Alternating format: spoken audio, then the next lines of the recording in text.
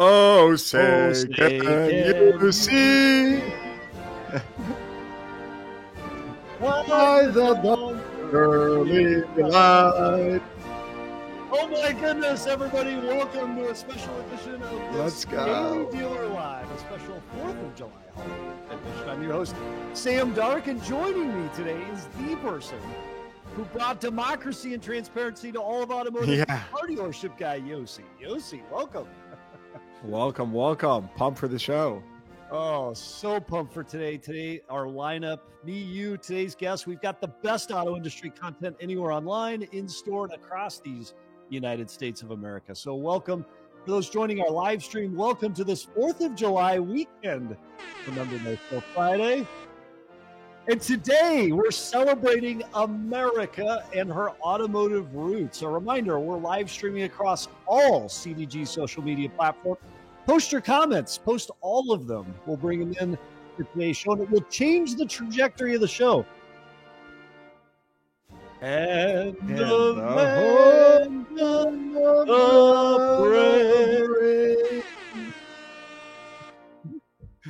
Oh my goodness. That's going to probably trend because I said land instead of home. I'm in trouble now. So we'll have some good feedback. What a beginning to the show. Let's go. Yossi, check out what we got coming up today. First up today, Brian Benstock. We've got Len Short and Yossi, the chairman of the Morgan Family Ventures. Larry Morgan is on today to share all of these guests, Brian, Len, and Mr. Morgan, to share the American dream and what it means to be part of automotive in these United States of America. I'm super pumped for today. But before we do that, let's go into today's automotive news headlines. Nissan is asking some European and UK suppliers to delay payment deadlines, offering incentives like bank-backed early payments to free up cash for the April to June quarter, according to internal emails obtained by Reuters. The move raised questions about liquidity pressure as the company reported $15.2 billion in cash at the end of March. Roughly $4.9 billion in debt comes due later this year, putting added strain on Nissan's efforts to manage cash without triggering operational disruption. Bottom line, delaying supplier payments may buy Nissan time, but it raises new doubts about the viability of its turnaround plan and whether deeper cuts are still ahead. Fascinating news given our Nissan segment last week. Next up today, Q2 auto sales confirmed what we've seen all quarter. Buyers are showing up for hybrids, trucks, and nameplates they know, while EVs continue to stall and the pace softens after the spring surge. Ford had a standout Q2 with 612,000 units, up 14% from last year. The F-Series posted its best Q2 since 2019, and Maverick hit a record. A Ranger was up 36%. Even Lincoln made a comeback. Navigator sales more than doubled. Toyota and Lexus followed with 666,000 sales in Q2, did not make up that number. Nearly half of them hybrids or plug-ins. Tacoma, Grand Highlander, and Sienna all posted major year-over-year gains, reinforcing that Toyota's hybrid-heavy mix is still hitting. Honda kept the momentum going with its best-ever Q2 for light trucks and hybrids, and Hyundai and Kia stayed on record first-half runs too, even as June volume eased off slightly from May's highs. So in all, no big surprises, just clear confirmation. Hybrids and fan-favorite models are driving the market. And finally, up today, Asbury Automotive has sold 3 former Larry H. Miller dealerships in Provo, Utah, to Salt Lake Valley Auto Group, continuing its move to streamline the portfolio after its $3.2 billion acquisition in 2021. The buyer, run by the Cavani family, expands from 4 to 7 stores in Utah, deepening its footprint in a market it's been in since 1983. Props to them. I know them well. And it's a smart bet. Utah vehicle sales are up 29% since 2020. Dealerships earn 17% more than the national average. And Provo is the fastest growing city in the state. What's the big picture here? Well, Utah's growth, margins, and long-term upside make it one of the most attractive markets in the country. And buyers are paying attention. And that, Yossi, is a wrap on this week's news as we head into the 4th of July holiday weekend. Great updates. A lot of really great entrepreneurial talent in Utah. It's been, I've run into so many great companies from there. So very business friendly state. And I'm not surprised to hear these numbers. We got some great comments up on the screen already as well. Alex Vetter joins up, says, happy 4th of July to everybody. Cars.com, Vin FTW, God bless America. Yoga Cars, love the hat. I haven't figured out how to get myself completely in the shot with the hat on, Yossi. So you're better than I am. I'm going to keep it over my heart. Yoga Car says Asbury diversifies by moving to Northeast with Herb Chambers acquisition. So a lot in the news for today as we head into this holiday weekend. Well, Yossi, let's jump into it. This is our special 4th of July episode, and we are pumped today to have back on the Daily Dealer Live partner general manager of Paragon Honda and Acura, Mr. Brian Benstock. Brian, welcome to the show. It's so great to be here with the distinguished cast of dealers that you have on with us, and you guys are no slouches either. Well, thank you. Welcome, Brian. Thank you, and welcome back to the show. Well, Brian, let's jump into it. First off, the question we always ask is, how's biz today in your market and in your store? Business is incredible. You know, there are some headwinds. It's a little bumpy out there, especially in the Northeast, especially in New York. But, you know, Honda business is excellent. You know, there's a little bit of uncertainty with the tariffs and how that's going to play out. But, you know, I would say Honda business is alive and well, and as strong and Acura business as well. Yeah. So what, Brian, does the American dream in this automotive industry, what does it mean to you? You know, I believe that our industry is the best kept secret in business. There are some people on this panel, I know today and myself, that started out, you know, taking a job in automotive till something better came along, and you realize a tremendous amount of opportunities that are there. And I think that's very much in line with the American dream. Jim Rohn many years ago said that America is a ladder. And I think our industry is a ladder. You can start out as a position as a car jockey or washing cars or a salesperson, and you can climb to the level of, you know, as high as you'd like to be a dealer, a multi-point dealer, as Mr. Morgan has become. You can become a distributor, as we've seen some other dealers become. So it's a fantastic industry where you can make dreams come true, and not only make dreams come true, but you can have an impact on the national economy. I think a lot of people forget that we impact 20% of the national economy in our industry, and we're an important and vital part of that economy. So, Brian, you started in automotive I didn't know this before the show prep today, in the same way I did. You were a porter. You washed cars. I swept asphalt off of a car lot. Yeah. Did you ever imagine when you began your career in that way that you would end up where you are today, heading the largest Honda dealer in the country and having the social media impact for good that you have? You know, I think that story resonates with people because that is the American dream.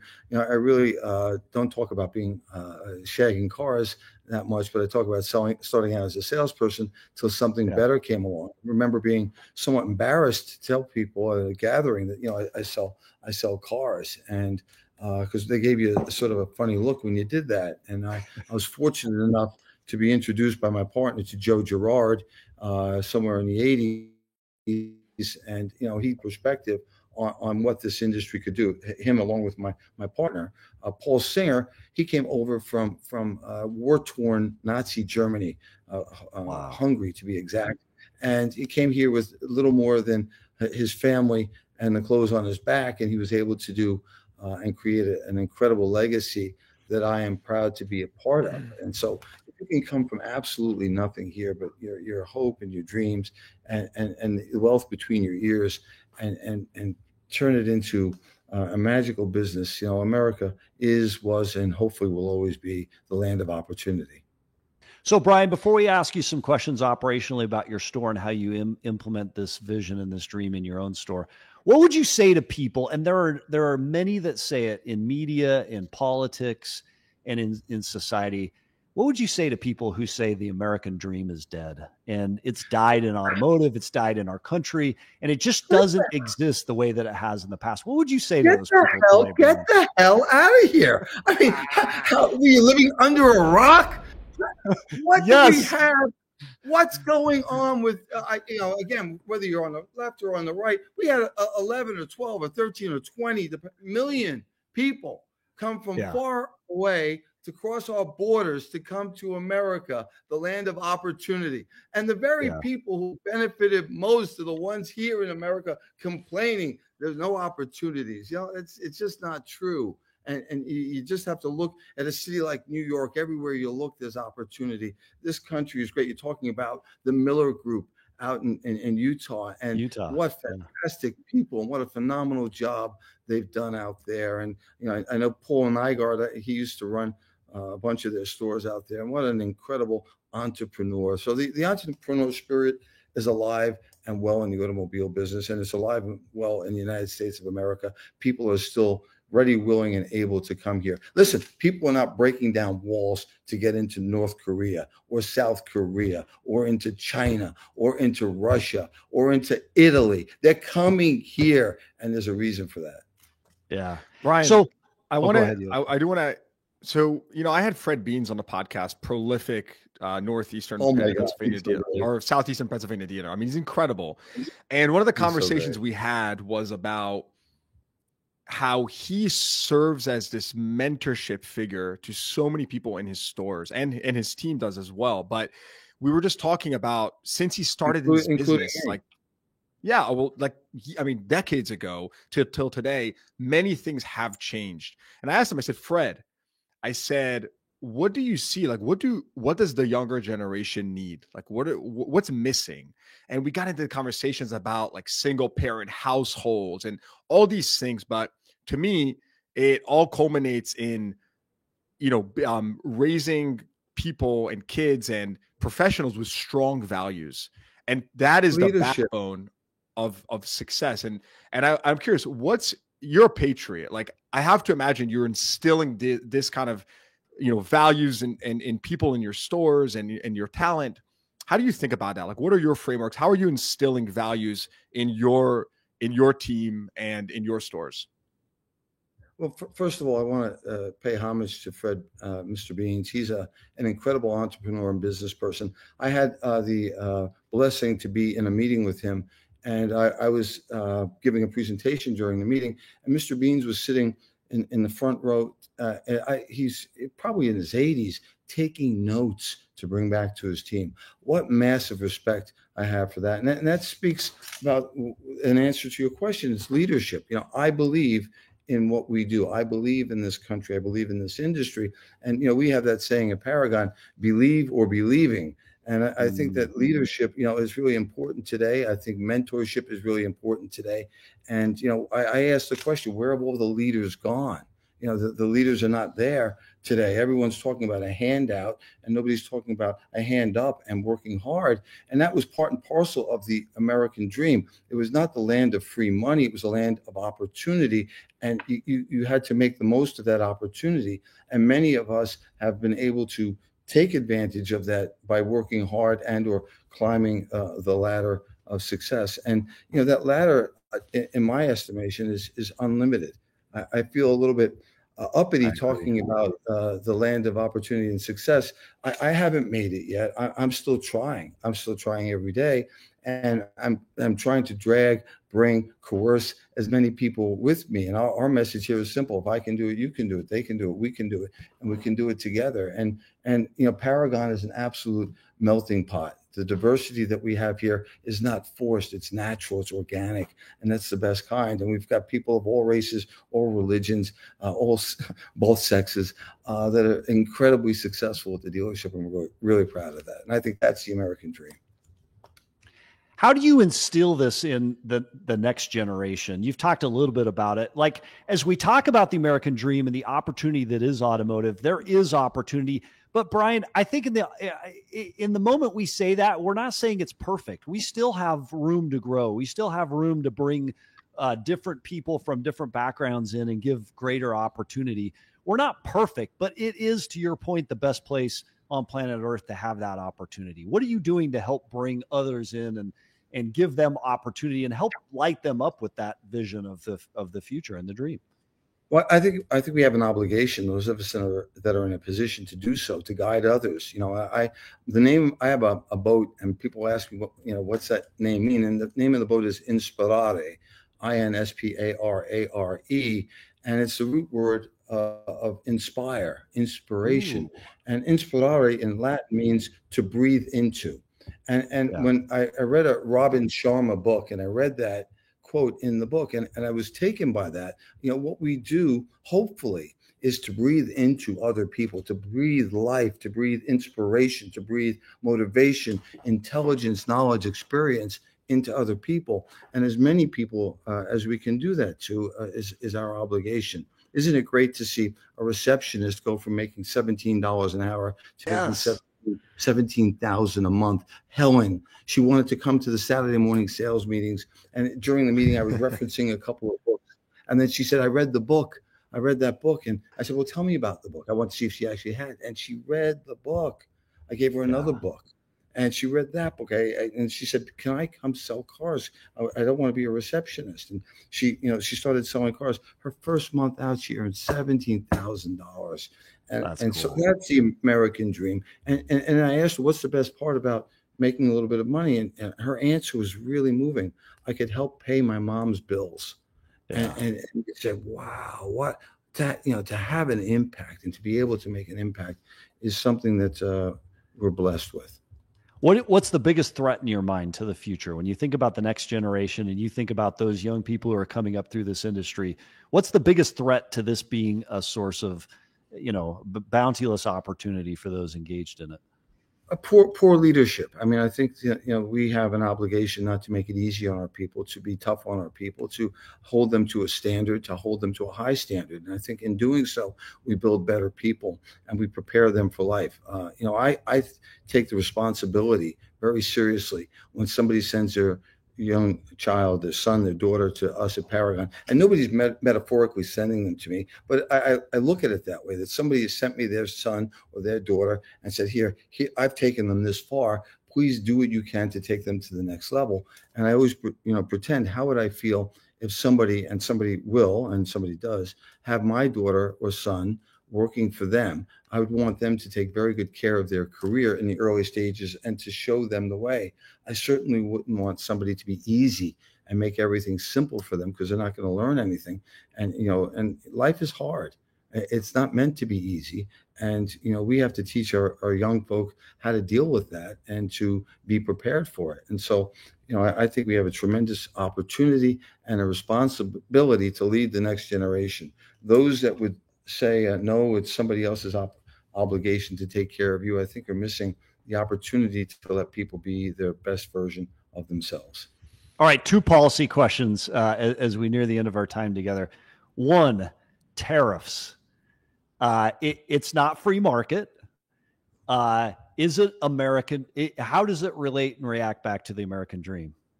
Well, first of all, tariffs. Who says tariffs are not free market?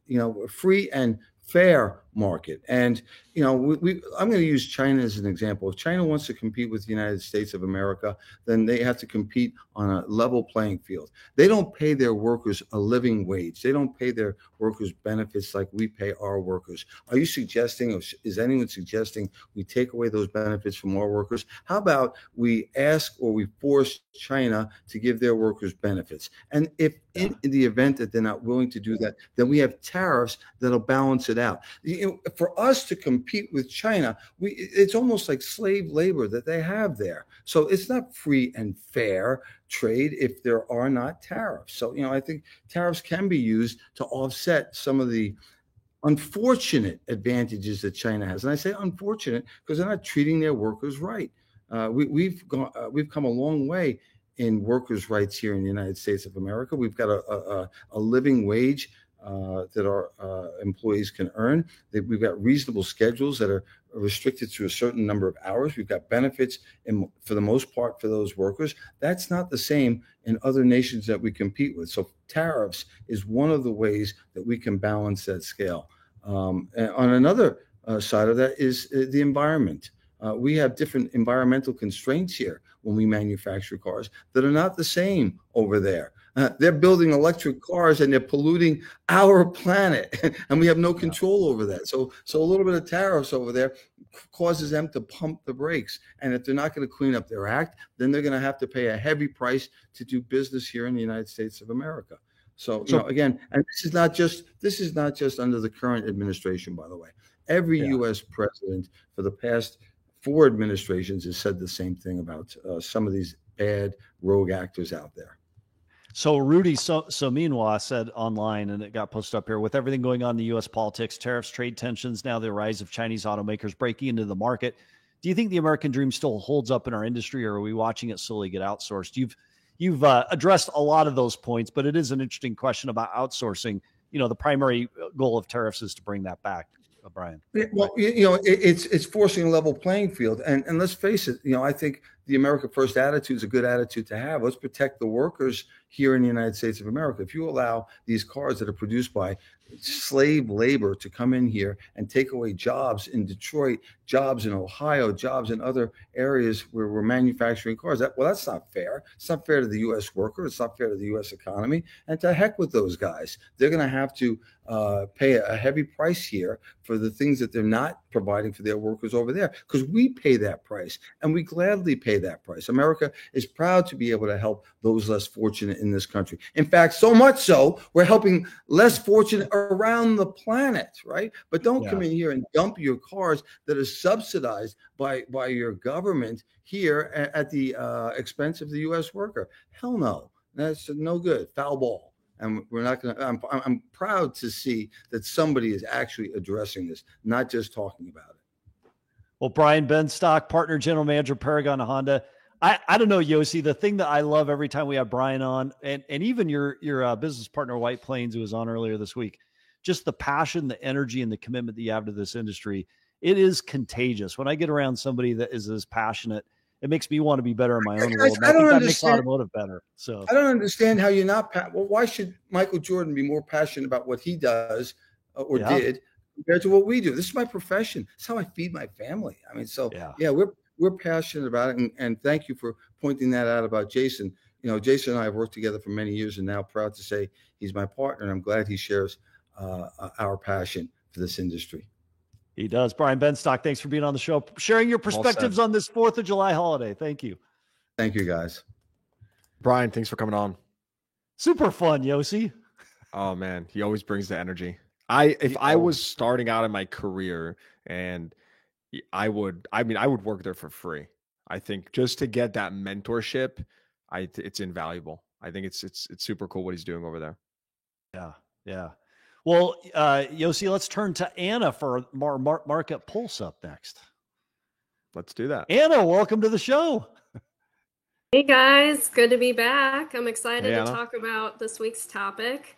It's one of my favorites, auto lending. So this week, the CDG News team took a look at kind of 3 key indicators shaping the auto lending environment right now. And first up, auto loan rates are actually easing slightly. Affordability is still a top concern. Not a whole lot has changed on that front, but new prime rates dropped 5 basis points in May, and they're now down more than 50 basis points from this time last year. That's according to Cox. Used prime saw an even bigger drop year over year, but subprime buyers aren't seeing the same kind of relief. The rates on those loans are still hovering between 15 to 17% in a lot of cases. And approvals are still kind of hard to come by. But for some buyers, especially on the prime side, there's an opportunity to lock in better deals before rates possibly bounce back up again.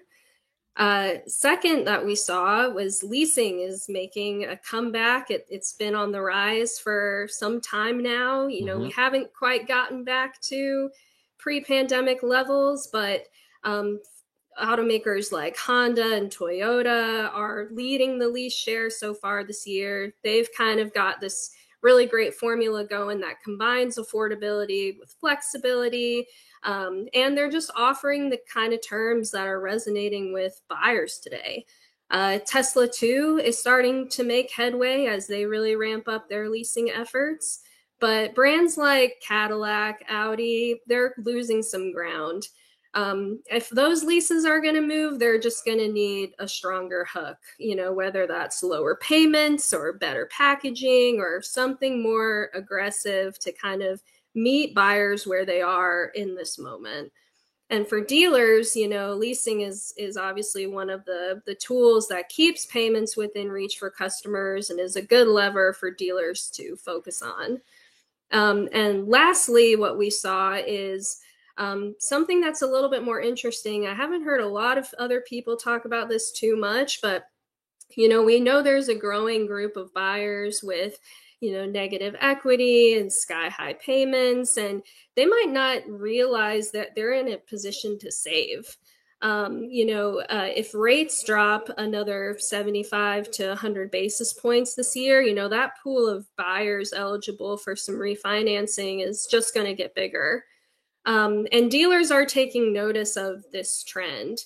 They're looking at, helping consumers trade down possibly to, for lower payments or better terms, and, getting a shot at something new to the buyer, so to speak. And if dealers can cut monthly payments, or work a deal that's $50 to $100, less for the consumer, that is, good incentive to get them moving. And, just at the end of the day, we're not seeing a wide open market, but we're seeing a little window kind of opening up. And I think a lot of these buyers with high payments are looking for a reset, and now might be that time. And that's kind of what we're seeing, in the data here, Sam, for the industry pulse this week. Fascinating. Thank you for sharing that with us. We always appreciate your perspective and sharing things that are going on in all the industry. You are hard at work every single week trying to understand trends. All of the surveys that are out there from the CDG team ultimately come from you. So thanks for being on the show this 4th of July holiday. Yeah. Happy 4th, everybody. Thank you, Anna. Got a refi boom on the horizon. Refi boom on the horizon. So, well, hey, Yossi, let's turn to who's supporting the show this episode. This episode of Daily Dealer Live is brought to you by CarNow. Let's be honest. Promises don't close deals. Performance does. If your tools aren't delivering real results, it's time to upgrade. CarNow helps dealerships connect, convert, and close more leads with a fully integrated retail platform. One store jumped from 3 to 30% close rate in just a month after switching to CarNow. From chat and messaging to reconnects, assisted follow-up, everything works. And it works together. Right now, CarNow is offering a free performance consultation to show how much more you could be getting out of your current traffic. Visit carguymedia.com/CarNow to schedule a demo today. You can also click the QR code. I always do this. I have to do the other way. You can figure out how to scan that thing for our live online audience. You can go there, or you can click the show notes if you're watching this as part of the podcast after the show. So to CarNow, thanks for supporting the show. All right. A ton of comments online from our fans out there. Love the hat, CDG, says Boa Zlevin1. And there are just a ton of comments. We're going to bring many of these in as we go throughout the show. Thanks for being here with us. But let's go to our next guest, CEO of LotLinks. Let's bring on Len Short. Len, welcome to the show. Hey, Sam. Hey, Yossi. Thanks for having me. It's a great topic. And Brian and Anna, a tough act to follow. A true patriot. Yeah, he is a true patriot, No question. So, hey, Len, as CEO of LotLinks, so you as a company, you're engaged with dealerships across the country with inventory. We still want to ask you our signature question, which is, how's biz? What are you seeing in terms of trends out there in automotive this July 2nd, 2025, heading into the 4th of July weekend? We've been growing nicely. I think last month some dealers had some challenges, but in our pipeline is amazing. A lot of people moving in our direction. Past couple of months, a little bit hesitant to make commitments. I think that's just a reflection of the uncertainty in the marketplace. Hopefully some of the things that are going on in Washington, both tariffs and taxes, will settle that. And people see a clearer view to the future. But right now, I think dealers are cautious. And what's great about that is it's always followed by the energy that Brian represents. Dealers. Yeah. I've worked in a lot of industries, as you guys know, Wall Street, Madison Avenue, big media, and I've never seen a more resilient and smart group of business people in the car business. It is just truly remarkable. And when you talk about American spirit, I mean, they really represent it. They get stuff thrown at them and they figure out how to prosper. And it's really, and they'll continue to do that. So to that point, Len, as the CEO of LotLinx, you've called dealers the backbone of Main Street America. So from your vantage point, what does make dealers so essential to the American economy and really to the American identity? People like Brian Benstock and our next guest coming up. Yeah, I think if you talk about the American dream, there's always a car in it, right? There's a vet on Route 66. There's baseball, popcorn or baseball, hot dogs, apple pie, and Chevrolet. We know it's the car is sort of central to the image, that personal freedom that it represents. And, of course, the car dealers are, the point of access to that. I drove around across America a couple of times, and there are a lot of places in America you fly over and don't see. And what you see there is, big box stores, chain restaurants, and then and car dealerships. Car dealerships represent, a significant, almost 2 million jobs, and that's not counting all support services. And it's one of the largest local support, employers, and it's critical to local economies. So they play an important role, and they haven't yet been, turned into big car. Everything else is big media, big car. Yeah. There's no big car, thank God. Big car.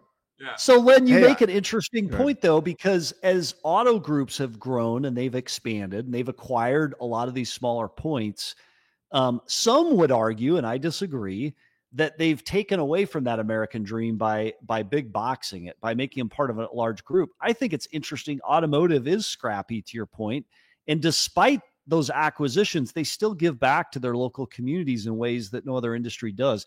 Talk to us a little bit about how local dealerships, even part of big groups, are still giving back despite, big tech, OEM pressures and large group pressures. Yeah, we see it everywhere. We try to support our dealer partners. So we're always sponsoring local, baseball teams and so on. They're all very community minded. And, you can see that again, back to Brian, you can see, he represents that mindset. I think it's hard in the car business to roll it up, right? What I see with these large groups is it still depends on individual store management, right? Yeah. That's a very good point. Manager. And and so far there's no trick yet. And I don't live in that world, and I know your next guest knows a lot about it. He's built one of the most powerful, fast-growing dealership groups in the country, but it still requires that local leadership and participation. You can't sort of centralize a lot of what makes the car business. And I don't think that changes. I think I worked on Schwab, and we were very, very successful, as you know. We weren't the first or the cheapest discount broker, but what set us apart was our branches. Even though not a lot of our business got done there, it was central. People needed, the idea of where their money was and somebody, to talk to, face to face. And that's what set us apart. And I think that's what's going to keep, the American dealer sort of front and center in the car business for years to come. I've heard a lot of talk about how they're going to go away. I don't see it. I think it's really hard, especially with major purchases, to get the consumer away from that face-to-face, interaction. I mean, we were talking big, numbers about, sort of deliveries and all that. It's still a very, very small part of the business. People come into stores to buy their cars. Len, you mentioned local dealers, and you are, again, you're leading LotLinx, and I've taken a look at your product. I've seen what you're doing, and you're really on the forefront of AI and inventory analytics as one major piece of your company. My question to you is, what reason do we have to be optimistic as we think about the future of dealerships with more AI integrated behind the scenes, right? We speak about local leadership, right? Which today does many things in the dealership, right? I price my cars. I select what inventory I should be buying. I'm doing many manual tasks, which will likely be automated and will be done with more precision than I'm doing today with my, human, just judgment and biases. So when you think about the dealership of the future, right? What does that role really transition into? Do we see more big box, or do we just simply see more local leadership that's focused more on the people as opposed to the actual operation or the technical stuff? What do you think? So a lot of people in AI think, the machine is going to do everything. So they view it as a robot. Okay, I'm gonna have this robot and it's going to replace people. And what I tell our team and what we're very focused on, I date myself with this. I said, people don't want a robot; they want to be the $6 million man. You guys are too young, to remember that. But there was Steve Austin. I remember that. Oh, yeah, I remember that. Come on, Len. Still Steve Austin. He was the man. He could just run 60 miles an hour. And that's what I think the future of AI is actually, making people more powerful in their roles. Now, I'm not saying there aren't some things that just will get automated, but I think centrally the future is, bringing everybody up to expert or genius level.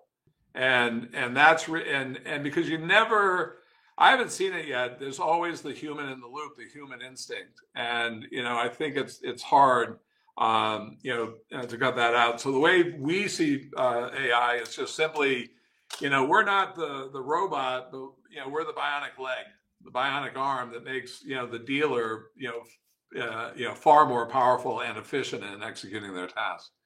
And, I believe that that's where it's going to play out. Just think of how you use ChatGPT. I've gotten a lot smarter, but I'm still doing the talking. It's coaching me. Well, check this out. You ask ChatGPT to tell you about yourself. And I did this last night with my wife, and I'm like, hey, Chad, I give you this question. Give me this completely unbiased, objective assessment of my personality, my flaws. And it's just unbelievable how it knows us already so well and how we think based on the questions we ask. So it does, helpful. And it learns about you, and that's and it exhibits a very high. If you ask it some controversial questions, you'll see it has a very high emotional maturity, and it knows how to take a controversial subject that you may be opposed to, and talk facts in a way of not alienating you. We could all benefit by that, by the way. Yeah. We're good at alienating, taking sides, but I see that as one of the magic things that they've done, and that's really because it's learned your point of view and it really knows how to talk to you. And imagine if you had that kind of coach or that kind of support in how you go through life. I think it becomes very powerful. So I like the idea of AI making people the heroes. Yeah. Len, one of the things I like about you is that you're very no nonsense. Yeah. Like whenever we have a conversation, it's very I know what I'm gonna hear is cut and dry, and I don't need to start thinking, does he mean that? Does he mean this? Yeah. What do you think it is about the car business that attracts this type of personality and this just bluntness, no nonsense? What do you think it is about this industry? Yeah, by the way, it's why I love being in the car business. I spent most of my career in large nonsense-driven corporations, and it's very refreshing with a car dealer. Very smart, but don't BS me. And I think I don't know. I think there's something very primal about the car. It's a physical product. It has very fundamental rewards, and it just attracts people. I've noticed pretty much everybody in the business got. We're a technology company, so we have people who've done great things in other industries, and they come to the car business, and really one of the drivers is they love cars. It's a universal thing, and it brings them in. So it does attract a type, and I'm glad. I would much prefer to work in that environment. It can be tough, as you guys know, especially as a vendor.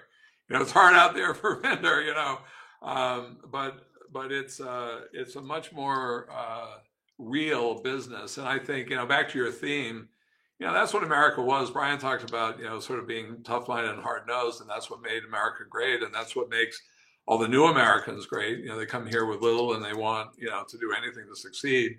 Maybe not all of the old Americans, stayed great in that attitude, though we have a lot of great old Americans on our team, and I think that sort of, simple view of, hey, I got to earn what I make, and I got to make sense. And I can't ride along on vagaries. It really has to be real. I have to have a better car and a better deal in order to beat the other guy.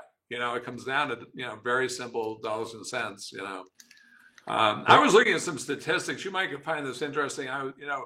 Americans, when you think about, cars as central to the American dream, we own more cars per capita than any other country by far, and which is, I think, a product of the American dream. However, an interesting thing, we don't buy more cars than other countries. The EU actually buys substantially more cars per capita than we do, which is either bad news or good news for the dealer, right? It means there's a lot of upside in our business, because if they're buying more, doing more car transactions per capita, that means there's room in our business. And, as you guys know, the average age of vehicles on the road is highest, record levels. Yeah. It keeps going up. I thought 10 years was going to be too much. It's now 12.6, and that comes down to affordability largely. And I think, some of the things that are happening are going to make cars more affordable, and therefore, volumes go up.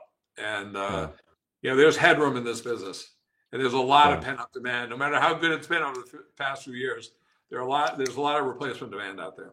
Well, and Len, that may be one of the greatest messages on this 4th of July holiday for all the salespeople and dealers and everyone in this industry thinking about what's possible, not only for this weekend, but for this month and the rest of this year. Is there is a ton of upside in this automotive industry still possible. And we appreciate partners, dealer partners, vendor partners like yourself that help dealers put their best foot forward in achieving and accomplishing that. Len Short, CEO of LotLinks. And as we go, we have one comment from our viewing audience that may hit home to you more than any other. It's from this fellow Cole. What's up, Pops? So you have an unusual connection to the yes. Oh, I didn't know this. We'll have to start utilizing that. I've only known him as Cole, but we love Cole here at CDG. So Len Short, CEO of LotLinks, thanks for being on the show. Thanks for sharing your passionate perspective for the auto industry on this 4th of July weekend. All right, guys. Thank you very much. Yossi, he's so right. There is so much upside still available. And, one of the things that automotive we're working towards is how do we make these vehicles more affordable to every American, because that's a challenge right now. They've become more expensive. You look at the effects of COVID and inflation and everything else. That's the challenge of our day. Well, if we're going to talk about upside, I think the next guest knows a little bit about upside. And so I'm really excited for this one. So let's turn to Chairman of Morgan Family Ventures. Welcome to the show, Larry Morgan. Thank you. Happy to be here. We are grateful to have you here. So Larry, let's just jump right into it. You started all those years ago in tires and grew Tires Plus into a national brand. How did that journey for you reflect the classic American dream for you personally? Well, out of college, I started in the corporate world, working for Firestone. 7 great years there, but I quickly realized that corporate America wasn't for me. Entrepreneurship seemed to be something that I had a lot of experience at as a young person, putting my way through college. So I took every dime I had, every stock certificate, every title, you name it, laid it on the table, and bought a small 30-store chain in Florida in 1990. And 10 years later, I had 630 stores and was Bridgestone Firestone's largest customer in the Americas. And they wanted to buy the business. And so they did. I hit golf balls for 3 days, got bored. And basically, that's how I got in the car business. So obviously that was a big payday, and that was quite a cash out probably for you at that age and in those days. Like what motivated you to say, hey, I've grown this business, I've accomplished a lot, but I'm not done yet? I think that is part of the American dream. You weren't finished. Well, for me, it's the thrill of the hunt. And, I'm way beyond retirement age today, and I get up every morning and I love what I do. And I go at it as hard as I possibly can. I don't call it work. I tell people, other than manual laboring jobs, putting my way through college, I've never worked a day in my life. So yeah, I'm pretty much going to stick with that story. So you decided to get from tires into automotive. What was your first dealership purchase? It was Toyota of Tampa Bay, right? Well, it was, but let me give you a quick prelude to how we got there. I was on a bank board with a person that he and his son-in-law wanted to buy a car dealership. They had some experience, and they needed some money, so I said, "Sure, I'll go in." So anyway, I became a minority partner, and one day I don't know what made me do it, but I went to a sales meeting, and I knew nothing about selling cars, but I knew it was the worst sales meeting I'd ever seen in my life. So I waited a few weeks later and went back, and my partner wasn't there. The sales meeting was the same. It was still terrible. So to make a long story short, that's Brett, my son, who's now my partner, was selling cars in the dealership, and we had enough confidence that we could do it ourselves. So we did put a Toyota store under contract, and as you folks know, Toyota store is pretty lucrative business, and the requirements to be a dealer are pretty high. And we had very little automotive experience, so we had to go sit in front of a guy named Jim Moran, who's a legend in the car business, and convince him that we were capable of doing it. And he rubber stamped our application, and that was 20 years ago. And so we go from there to where we are today with 76 stores and 11 billion in revenue, and biggest player in Florida. Larry, I got to ask you. So I was also partners with my father, and one of the tough points was when I wanted to bring in external partners for capital to grow the business, and I wouldn't say my dad didn't want to, but there's definitely some friction, right? A 30-year age gap, different points in life, different motivations maybe. And I'm curious to know, you being partners with your son, and you've leveraged additional external capital to grow the business. What was that like for you? Someone who's obviously was super successful even before this recent growth spurt of Morgan Automotive Group, but going through that calculus, that strategy, hey, we're going to bring in outside capital, we're going to supercharge the growth of our business. Can you just tell us a little bit about that journey and that process with Brett? Sure. After we bought our first store, I think it was a year we bought another store, and then maybe that year we bought 2 stores, and so we were doing pretty well. I think we got up to 20, 25, and we'd kind of gone through the financing with a single bank, then 2 banks together, and then a syndication, and so we were I guess we kind of got a little confident in ourselves that we could do more and run more stores. So we did bring in a minority partner for some time, and we went through their capital pretty quick, and we replaced them with a family office. And so having that expertise from some people that know things about business that maybe we're not as knowledgeable about has certainly worked for us. But I think the bigger thing, frankly, is that Brett and I are shoulder to shoulder every day, and we get along really well. I mean, we don't always agree on every issue, but we eventually work it out. And I can truthfully say we've never had a harsh word with one another. So we like what we do. And as father and son, like, what's your, I'm going to use a fancy term here, but like your conflict resolution process? In other words, father and son, how do you make shit happen? How do you come to some conclusion when you're, misaligned on a decision? Well, we intuitively know each other very well. And if one of us might say something a little bit snappy to the other, I don't think 5 minutes go by and we realize maybe we shouldn't have said that. And so we've never raised our voice with one another.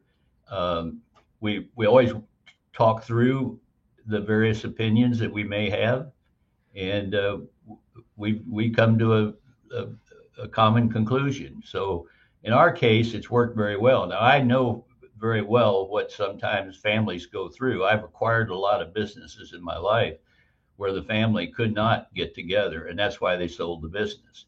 And whether it be father, son, or 2 brothers, I mean, I could write a book on how the dysfunction in family businesses can fall apart. So I think we're fortunate. What do you think? Yeah, are there tips? That top yeah, reason? how do you prevent that? What was the question? You guys were getting Sorry about that. Yeah, what do you think is that top reason? You said you could write a book about family business falling apart. What do you think is that top reason? Well, I think there's several, Yossi. I think sometimes one member of the family contributes more than the other, and they become aware of it. I think sometimes one family member would like to cash out and live a different life. I think that's another. I think there's multiple reasons, and they all are valid. It's a human personal thing that I don't think there's any one common answer. Larry, I want to transition to culture in the store for a second here. I'm looking at you right now on the screen, and you're wearing a name tag, I believe. Is that correct? Is that a name tag? Yeah, correct. So tell me a little bit about that, right? I'm curious why. And you've built an empire. I have to imagine you're very intentional about things you do. And so why are you wearing a name tag in your store, which people obviously know who you are? Well, we want everybody in our stores to wear a name tag, and that's a simple reason. There's nothing scientific about it. It's a great conversation piece. It's a good way to start up a conversation. Mine says Larry Morgan, Chairman, Hannibal, Missouri. I was raised on a farm outside Hannibal, so you can. It's easy to start a conversation, and it's a good way to get to know people. And when I visit our stores, I may see somebody from some small town in some state that I happen to know a little bit about. So it's a conversation piece. I think that's the real issue. And I think customers kind of like to know who they're talking to. So with us, it's a mandatory requirement that all of our teammates wear a name tag. Very cool. And I set the example. So yeah.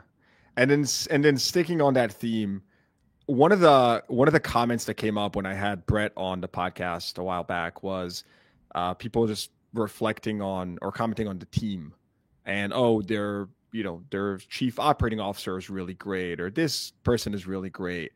And as I dug in deeper, I believe some of the people I saw have been with you guys for a very long time.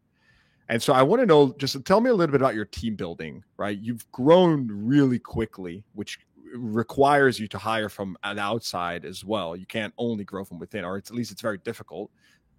What's your team building been like? I mean, have most of your leadership just grown with you through over 20 years, or just tell us a little bit about that, how you've groomed that leadership team at the company? Well, yeah, there's two answers to the question.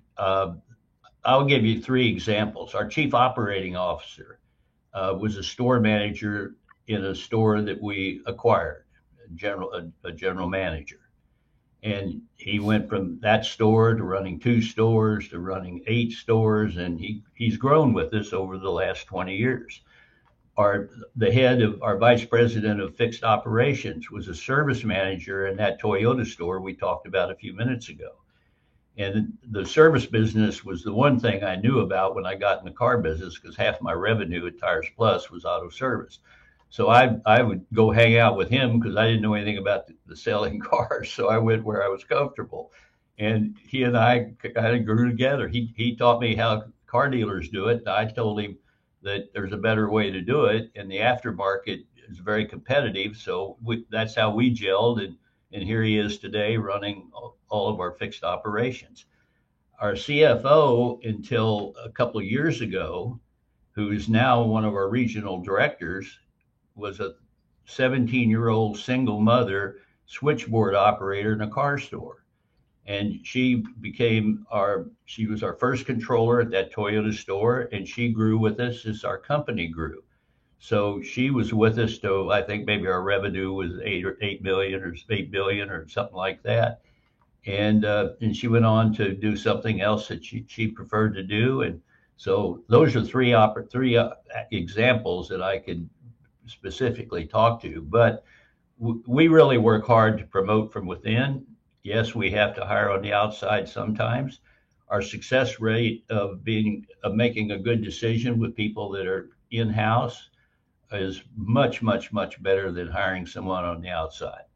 So, there's no question about it. Our company, we say 3 words. It's all people. We say it over and over and over again every single day, and we all know it. And we can have the best brand on the best corner in town with a beautiful building and bad people, we're going to have bad business. The opposite's true if we have, all the other things and good people. So we have a question from our audience here coming in from Dan C. Dan asks, do you always buy and finance your dealership's real estate facilities, or do you lease buybacks? Do you treat South Florida differently than the Tampa area? We own 95% of all of our real estate. The only reason it's not 100 is that we have one particular arrangement where the seller didn't want to sell the stores for 5 years. So we're obligated to buy them in a couple more years, but we like buying the real estate.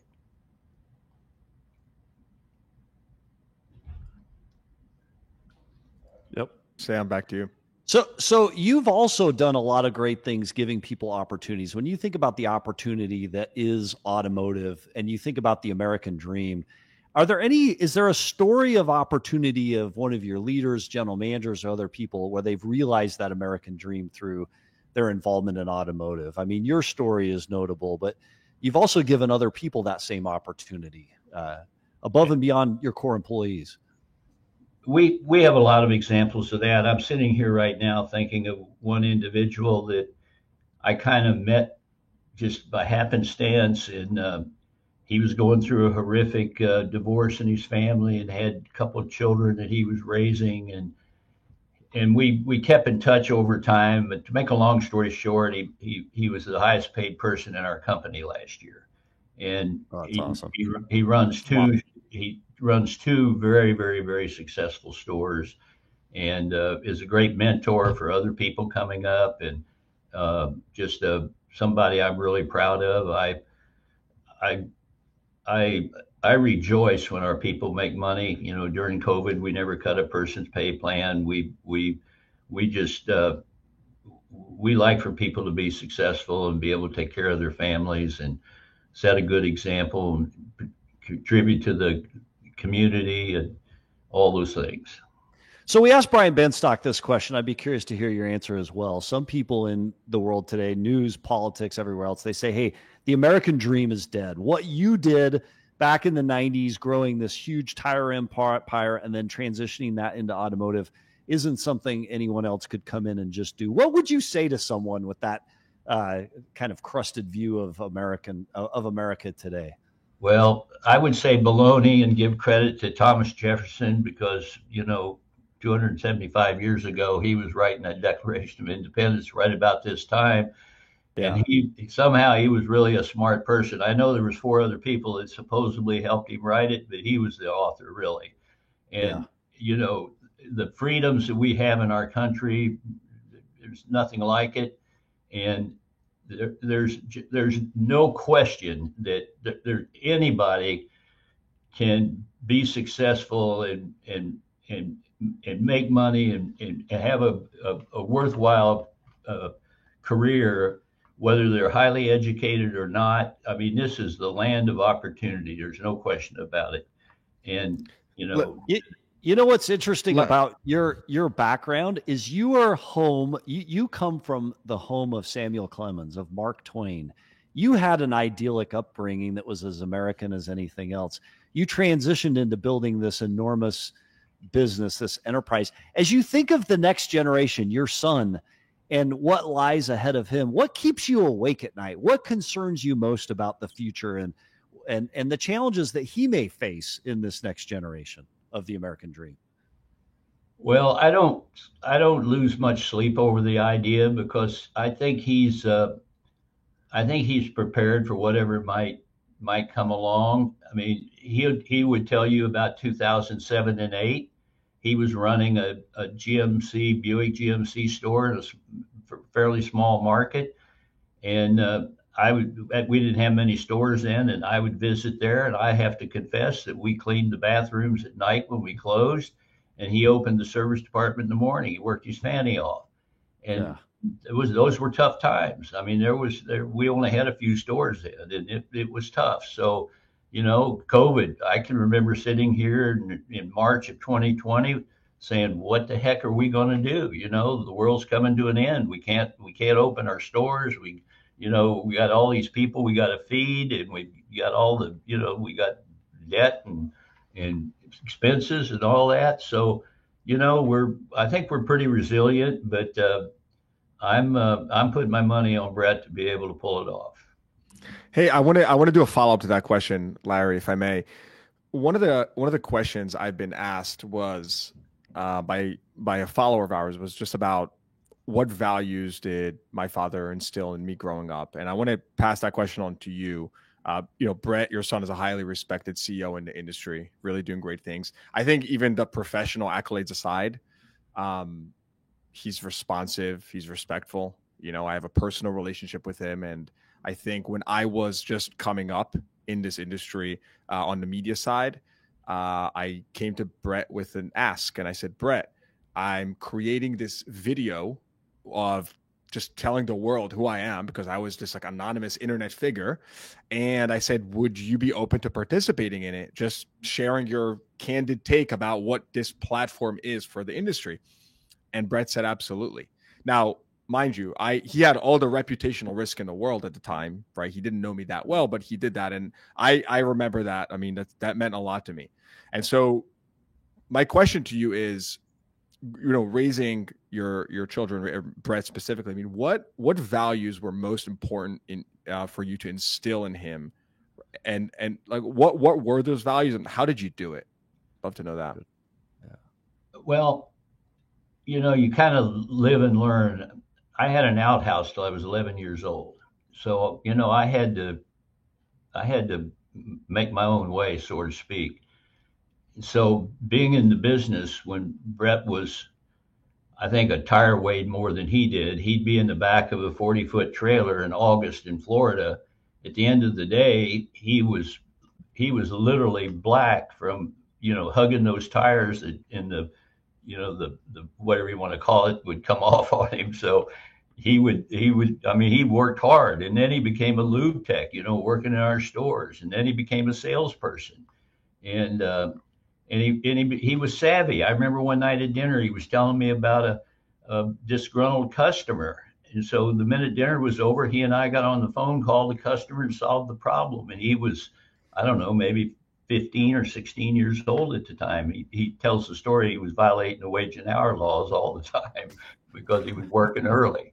And, I think that's it. I think setting a good example for your children and being around the right kind of people where they I would say that my friends set a good example for my children too. So there's a lot of things you can do, but it truly is, Yossi, as you said, it's very important in life. One of the most I love this memory. It's like sort of humbling, but when we started, I remember very early in my career in the car business that we had this waste management trash can thing. And, we were watching every penny, right? We're talking like small car lot, very few cars on the lot. And it filled up. It was one of the big waste management things. And so we're like, all right, well, it's full. I guess, we got to get another trash bin.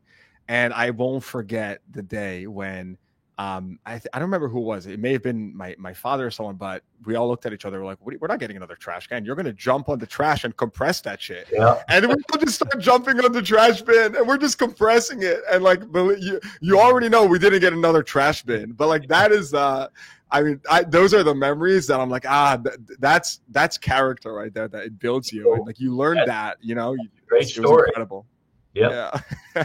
True story, by the way. So funny enough, I went out the other day here. Now we live in like, nice suburbs and fancy schmancy. And so I have this like, like a little, home trash can.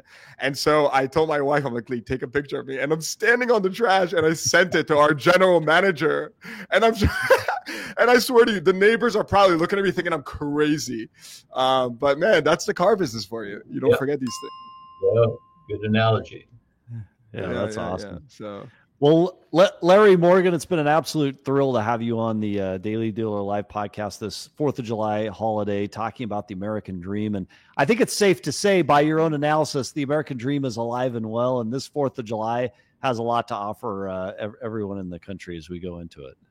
Yeah, it was my pleasure being with all of you.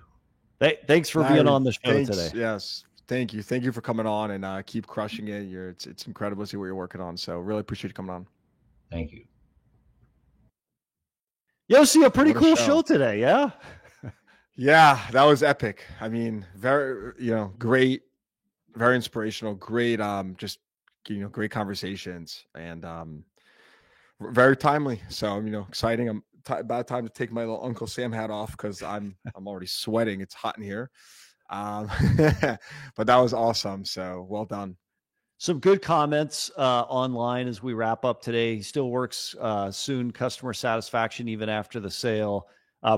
Brian Benstock said from backstage, talking of that interview that he talked about, what an interview that must have been.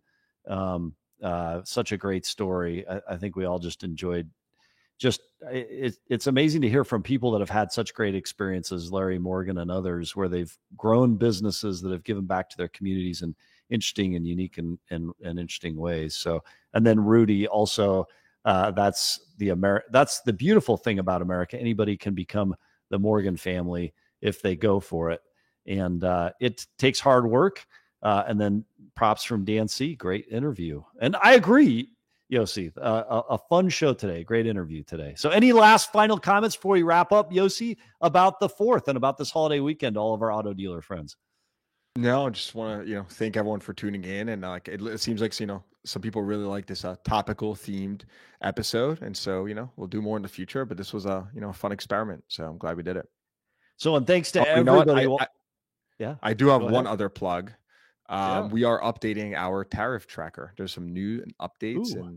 And so look out for that. We're going to post that. There's going to be, some good stuff on there. We'll post on social. We'll send an email, but there's going to be definitely an updated tariff tracker, as well as some other trackers that we're launching shortly. So Dancy asked, hey, are you all here Friday? So just to recap, we're gonna show some repeats. There'll be a lot of stuff posted up, and actually there's been some conversation about reposting this. We'll see if that happens or not, but we are off Friday. You're off Friday. We're excited to see how everybody celebrates the 4th when we join everybody back on Monday. So to our viewing audience, thank you for watching the Daily Dealer Live, where we break down the biggest moves in the car business as they happen. And don't forget, we're live here every Monday, Wednesday. Of course, this Friday we're off. So if this is your world, hit like, do it right now.